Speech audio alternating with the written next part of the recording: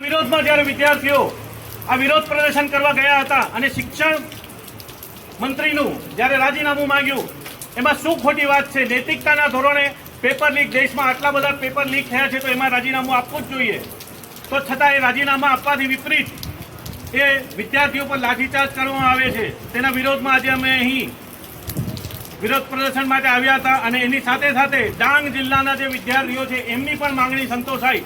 પ્રાઇમરીથી લઈને હાઈસ્કૂલના વિદ્યાર્થીઓને જે આજે તકલીફ પડે છે, પછી એ લોકોને ટ્રાન્સપોર્ટેશનની તકલીફ હોય, શાળામાં શિક્ષકોની ઘટ હોય કે સારું શિક્ષણ મળતું નથી, એ બાબતે અમે કલેક્ટરને આવેદનપત્ર આપવા આવ્યા હતા. અને આજે પોલીસે અમારી સાથે પણ આ સમગ્ર ટીમ સાથે જે ટીંગાટોળી કરી છે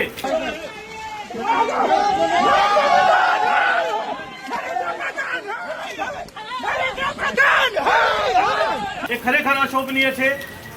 જે બાબતે અમે કલેક્ટરશ્રીને વાંધો આપ્યો છે અને કલેક્ટરશ્રીએ અમને ખાતરી આપી છે કે હવે પછી આવું નહીં થાય.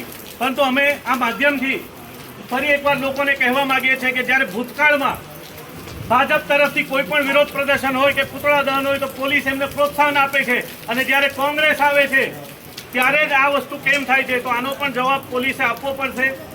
અને આવનારા દિવસોમાં જો અમારી આ માંગણી સંતોષાય નહીં, જો ધર્મેન્દ્ર પ્રધાનનું રાજીનામું નહીં આવે કે ડાંગમાં પાયાની સુવિધાઓ વિદ્યાર્થીઓને ના મળે, તો આના પછી આનાથી પણ ઉગ્ર અને જલદ કાર્યક્રમો કરવા માટે કોંગ્રેસ કટિબદ્ધ છે. અને આજે આટલા બધા વરસાદમાં પણ આટલી સંખ્યામાં લોકો આવ્યા છે. હજી વરસાદના લીધે થોડી સંખ્યા જે ઓછી પડી, એમાં અમે જે લોકોને કીધું છે કે સલામતી માટે સંખ્યા કરતાં એના પછી પણ વિરોધ પ્રદર્શનો કરીશું. તો આજે અમે જે માંગણી મૂકી છે એમાં કલેક્ટરશ્રીએ અમને આશ્વાસન આપ્યું છે, એ અમારી માંગણી પહોંચાડશે સરકારમાં. તો આવનારા દિવસોમાં જોઈએ છીએ, અને જો આનો તાત્કાલિક નિકાલ ન આવે, સુખદ પરિણામ ન આવે, તો ભવિષ્યમાં અમે આનાથી પણ જલદ અને ઉગ્ર કાર્યક્રમો કરીશું. કોંગ્રેસ જિંદાબાદ.